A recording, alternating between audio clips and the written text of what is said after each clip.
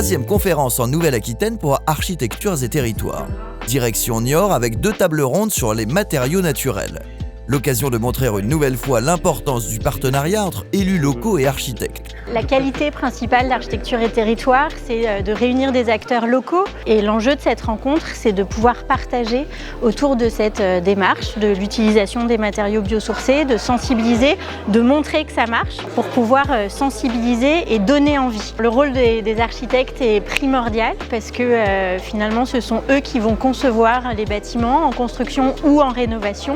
Et donc, ils vont insuffler cette impulsion d'utiliser tel ou tel matériau en fonction des territoires dans lesquels ils travaillent. On va faire appel à une ressource locale et la ressource locale souvent peut être la paille ou le chanvre et dans ces cas-là on a affaire à une architecture de circuit court et l'architecte a un rôle important à jouer dans cette démocratisation. Paille, chanvre, lin, ouate de cellulose, autant de matériaux naturels aux multiples vertus. Ils réduisent l'impact carbone de la construction et offrent des débouchés aux producteurs locaux, notamment ici, dans le département des Deux-Sèvres. Il faut savoir que les Deux-Sèvres, en fait, c'est un territoire qui est déjà très rural et très agricole. Donc à partir de là, ça veut dire que demain, on peut aussi développer d'autres filières au niveau agricole qui peuvent se développer justement pour répondre à une demande dans le bâtiment. C'est comme si on rentrait dans les circuits courts. On parle souvent des circuits courts comme l'alimentation, mais aujourd'hui, on a exactement les mêmes problématiques sur tout ce qui est bâtimentaire, architecture et urbanisme. Pour une commune comme la nôtre, c'est très important en fait d'avoir des rencontres comme celle-ci, puisque à partir du moment où on arrive à joindre tous les acteurs du territoire qui travaillent sur le secteur du bâtiment dans la même direction, sur des bonnes pratiques, et bien derrière en fait on va beaucoup plus vite, aussi bien sur les projets de la collectivité, mais aussi sur les projets privés sur lesquels on a une très grande attention.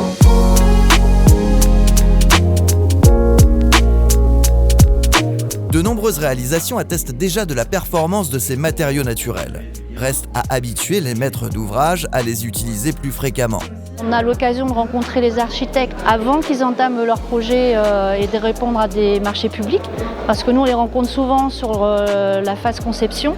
Nous déjà en amont, ça permet de les sensibiliser sur la construction paille et de leur préciser que la filière est présente pour les accompagner sur tout leur type de projet. En fait, le premier rôle de la filière, c'est de rassurer et de sécuriser entre guillemets la maîtrise d'ouvrage.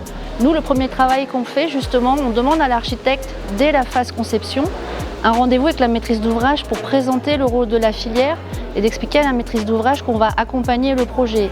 La reconnaissance des matériaux biosourcés, c'est d'organiser des visites de chantier, montrer aux futures maîtrises d'ouvrage qu'il y a d'autres maîtrises d'ouvrage qui prennent pas le risque, mais qui s'engagent à aller sur des matériaux biosourcés avec un accompagnement d'une filière locale et régionale. La région Nouvelle-Aquitaine, justement, véritable moteur pour promouvoir cette filière des matériaux naturels.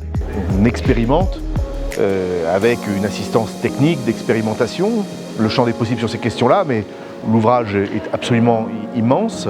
Et puis il y a l'accompagnement de l'ensemble des acteurs par l'institution, tant sur le plan financier que de la mise à disposition pour le fonctionnement. Il y a tout un tissu associatif, professionnel, depuis là encore des agriculteurs en passant par les artisans, les chambres d'agriculture, les chambres des métiers, et puis le monde de l'architecture, de ceux qui pensent l'habitat de demain.